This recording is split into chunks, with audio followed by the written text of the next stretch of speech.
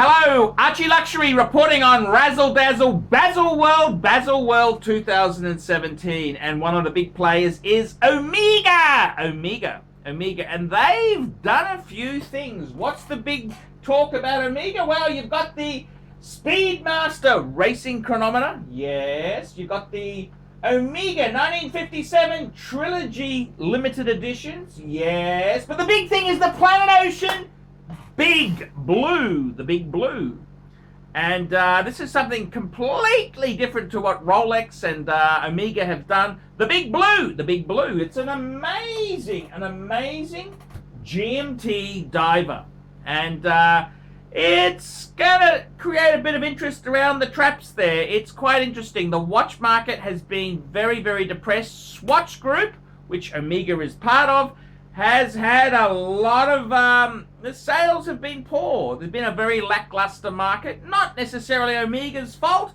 This has happened to all the players in the watch game. China has had anti-corruption legislation and staggering slow down sales, and you've also had problems in the world economy. The world economies aren't what they used to be. So, Omega's got some pieces which they've released there. It's very, very interesting. Let's take a look. The Big Blue. The Big Blue is probably the biggest thing they're doing there this year.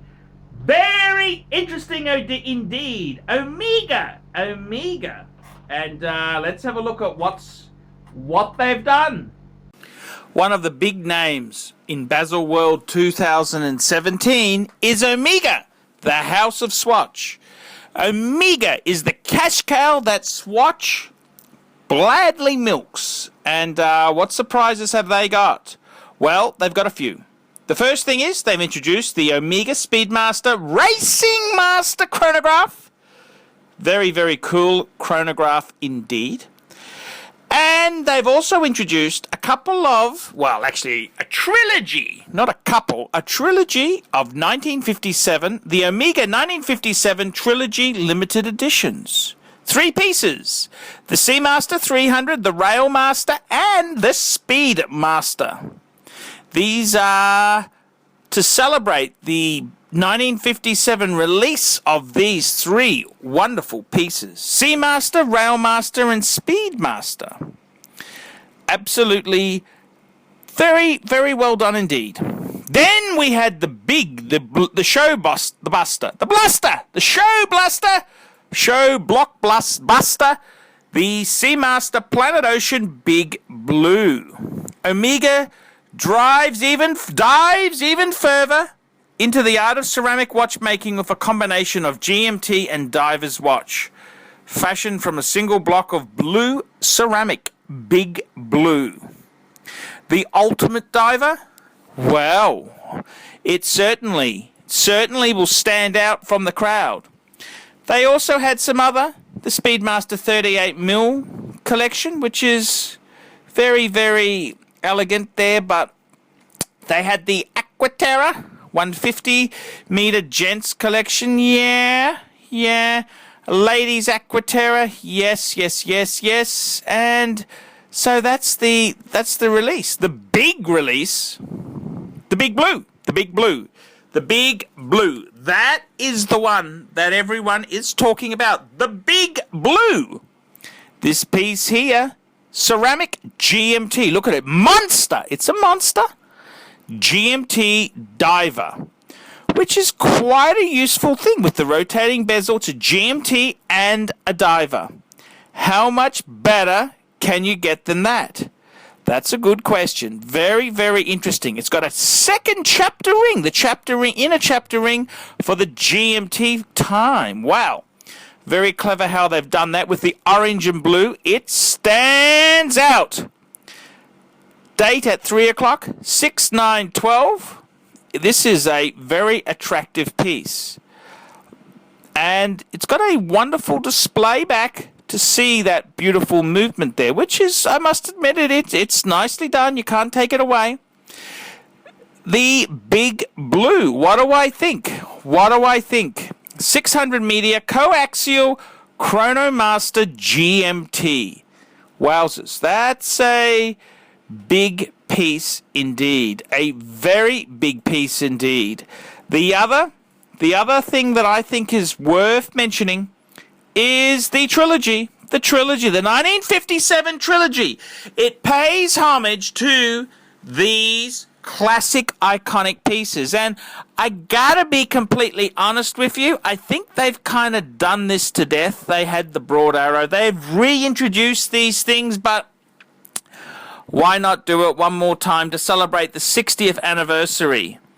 Seamaster 300, Railmaster and Speedmaster, very nicely done. And look at no crown guards. These are, this is what the original watches were like. So if you're an Omega fanboy, maybe one of these trilogies would be a great item to lust after. Very, very gorgeous pieces. And they've even got the way they've aged the dial is classic. And even on the back of it, look at that, 60th anniversary. Each piece is limited to 3,557 pieces. Yep, the problem is Omega releases so many limited edition. What isn't limited edition?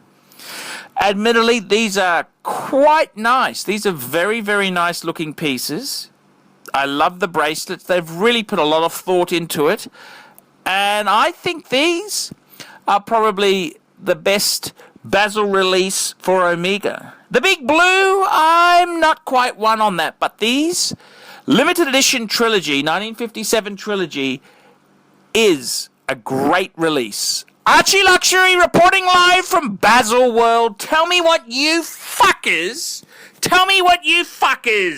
think of that. Nice one, Archie. Great to see you doing killer vids. We specialize here in pre-owned Rolex watches. Rolex watch is a very special timepiece, and we always do the servicing exactly as factory specifications. We buy a pre-owned piece and we put it into brand new condition. We have Rolex certified technicians working on that. We completely disassemble the piece, we adjust and polish and change every single part of the watch. You have to have certified watchmakers that know what they're doing. If you have an expensive car, you're just not going to bring it to any mechanic that doesn't know what they're doing. You spend $5,000, it's like if you put money in the safe deposit box. And 1 or 2 years from now, you will keep having your $5,000. We have to spend a lot of money to get all this equipment together, but makes me feel I'm doing what I'm supposed to do. It's not a question of money, it's my passion. Jewelers on time, simply the best.